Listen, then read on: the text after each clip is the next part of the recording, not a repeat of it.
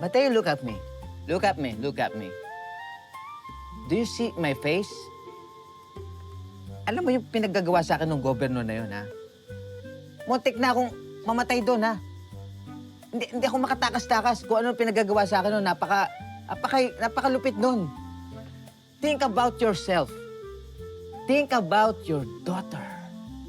Think about your wife. Think of Laura. Si Laura. Basta.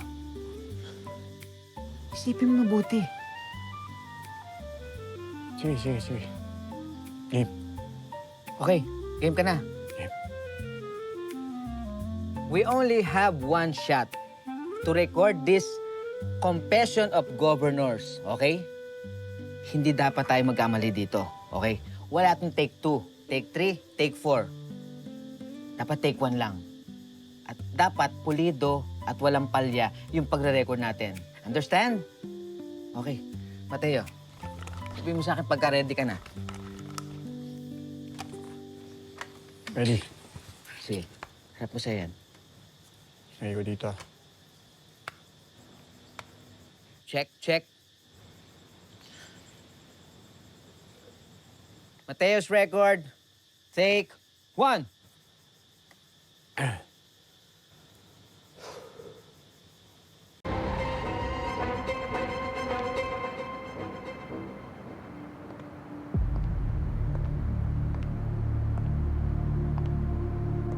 Ruth, ayos ka lang? Kinakabahan mo ako sa imbitasyon ni Gaspar. Ruth, ito lang ang paraan para makaharap natin siya.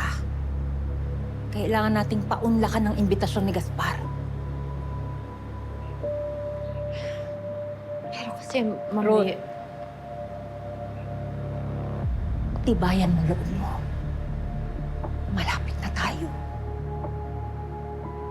Hindi kita papabayaan. Huwag kang mag-alala. Hindi naman pwede na patago-tago lang tayo habang buhay.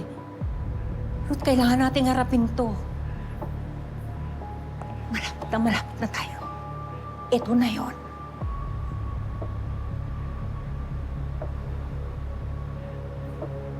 Ano ang gusto niyong gawin ko? Hindi ikaw.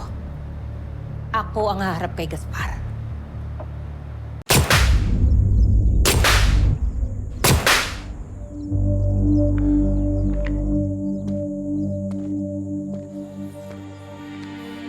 Sharpshooter ka. Saan mo natutunan yan?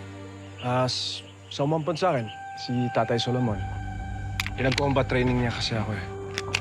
Hayaan mo, tuturuan kita.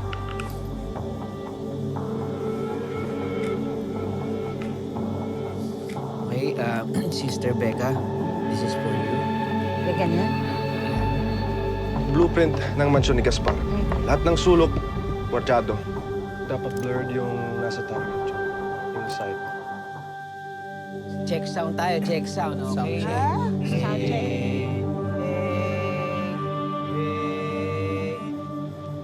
Pinaka-safest natin entrance ay ang kitchen.